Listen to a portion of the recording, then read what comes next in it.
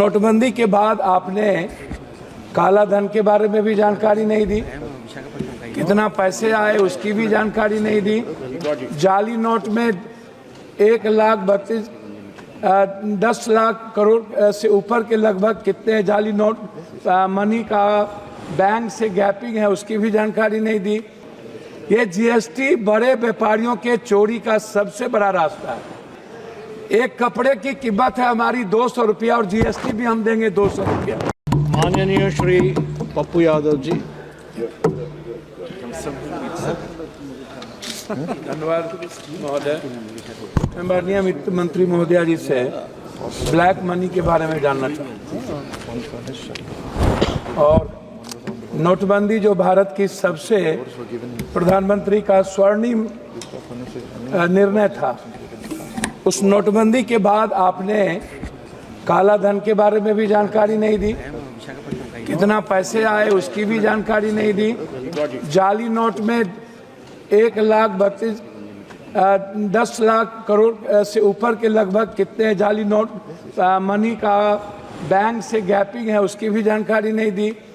कितने पैसे आपने अकाउंट में दिए लोगों को, 15 लाख रुपया आपने, उसकी भी जानकारी नहीं दी।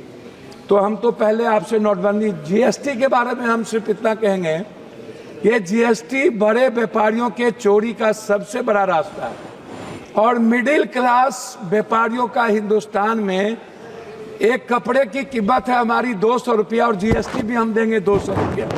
मिडिल क्लास को कितना मुनाफा होता होगा यह भारत सरकार का दिल ही जानता है। हम इस पर कुछ और नहीं कहेंगे। हमारा दूसरा चीज है, अब मंत्री जी भ्रष्टाचार पर कुछ आप अलॉट करिए पैसे को, इसको खत्म करने के लिए। माननीय इस पर एक अलग बजट पप्पू यादव जी, आप चेयर को एड्रेस यह सबसे बड़ा, प्लीज काइंडली एड्रेस। यह सबसे बड़ा इंपॉर्टेंट है। दूसरा चीज, बिहार को 5% जीएसटी इस बार आपने कम क्यों किया, ये आपको बताना चाहिए कि बिहार को 5% बजट आपने इस बार कम किया है, वो किस आधार पर किया है।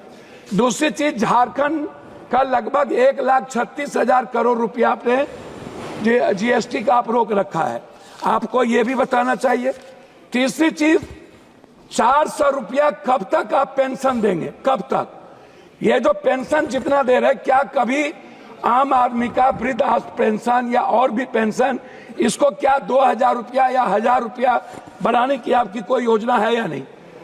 चौथी चीज, आवास योजना जो आप देते हैं, प्रधानमंत्री आवास योजना जो आपका सपना है, अच्छी बात है, उसको आप इस राशि को कब बढ़ाएंगे? ये राशि बहुत कम है और इससे किसी का भी सपना पूरा नहीं हो सकता, ये राशि गमन हो जाता है।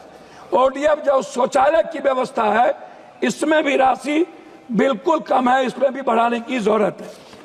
चौथी चीज, पांचवी चीज, आंगनबाड़ी, ममता आशा रसोईया, सुप्रीम कोर्ट का ऑर्डर है कि आंगनबाड़ी को सेविका को 25,000 और सहायक सेविका को 18,000, आशा और रसोईया को आपने इस पर कोई ग्रांट में भी और बजट में भी आपने नहीं लाया। आप कहते हैं आयुष्मान भारत, आप जो पैसा देते हैं उसमें क्या होता है, प्राइवेट अस्पताल वाला 20 लाख 40 लाख का बिल बना देता है, 7 लाख 8 लाख का बिल बनाता है। आप सोचिएगा मिडिल क्लास और गरीबी रेखा क्या आयुष्मान भारत में आप ऐसा करिए मंत्री महोदया जी, अल्ट्रासाउंड, सीटी स्कैन, एमआरआई जांच और दवाई को आप फ्री कर दीजिए, आप मत दीजिए आयुष्मान, कृपया इतना चेयर को एड्रेस कीजिए, इतना चीज फ्री कर दीजिए। चौथी, सभापति महोदय थैंक यू, 2 लाख करोड़ रुपया हम पर बिहार में कर्ज है, 2 लाख करोड़ रुपया, और बिहार सरकार आज नहीं, चाहे जिसकी भी सरकार हो, वर्तमान हो कोई भी हो, उन्होंने और हमारे प्रधानमंत्री गांधी मैदान में विशेष राज के दर्जा की बात की थी। लेकिन जब हम लोग अटल जी के समय, हम लोग नीतीश जी और भी सभी साथियों के नेतृत्व में मिले थे, तो हम लोग विशेष पैकेज का एक बड़ा रूल दिया था।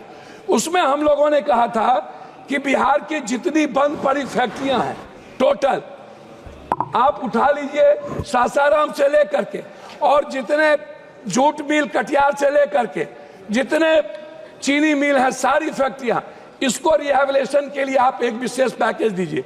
उसको भी आपने नहीं किया। हमारी लगभग फैक्ट्रियां बंद हो गई। झारखंड में HCL से लेकर के लगभग 43% फैक्ट्रियां, गिरिडीह हो, धनबाद हो, बोकारो हो, स्टील फैक्ट्री हो, लगभग बंद हो गई। तो मेरा है विशेष राज और विशेष पैकेज।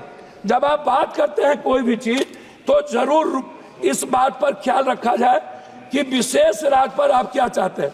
आप अपनी बात समाप्त कीजिएगा। तो सबसे बड़ी इंपॉर्टेंट है वो है प्रधानमंत्री सड़क योजना।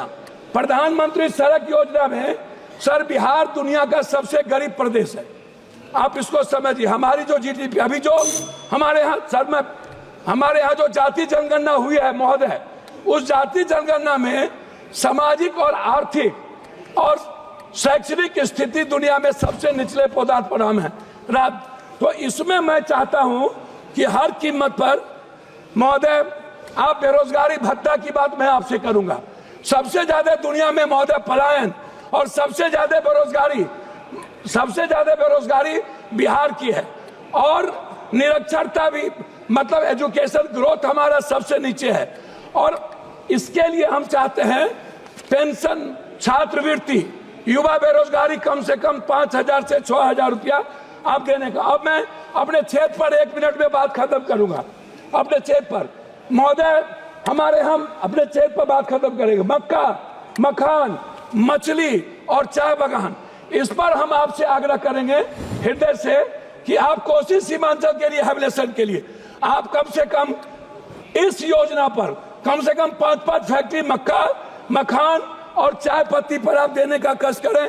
तीसरी चीज हाई डैम, हमारा सपना है हाई डैम, और जो नया भीमनगर बैरेज को रिहेबिलिटेशन के लिए, उसके लिए आपसे मैं बजट का 1 मिनट लास्ट करता हूं। अंतिम 2 बात है अध्यक्ष जी। पहली बात है पर्यटन। बिहार के निर्माण में पर्यटन का सबसे बड़ा भूमिका है, और बिहार के निर्माण में 2 भाग है, एक है बाढ़, एक है सुखाड़। सर लास्ट कर रहा हूं सर। उसमें जब 2 भाग है, उसमें क्या है कि सर हमारा 3 हिस्सा बाढ़ से प्रभावित है। हम लोग क्या होते हैं, लगभग हमारा पूरी योजना खत्म हो जाती है। उसके लिए रेल योजना पर बहुत धन्यवाद। रेल योजना पर आप माननीय श्री फ्रांसिस जॉर्ज। अगर आप ये वीडियो YouTube पर देख रहे हैं तो हमारे चैनल को सब्सक्राइब करें और बेल आइकन को दबाना ना भूलें। अगर आप Facebook पर ये वीडियो देख रहे हैं तो हमारे पेज को लाइक करें।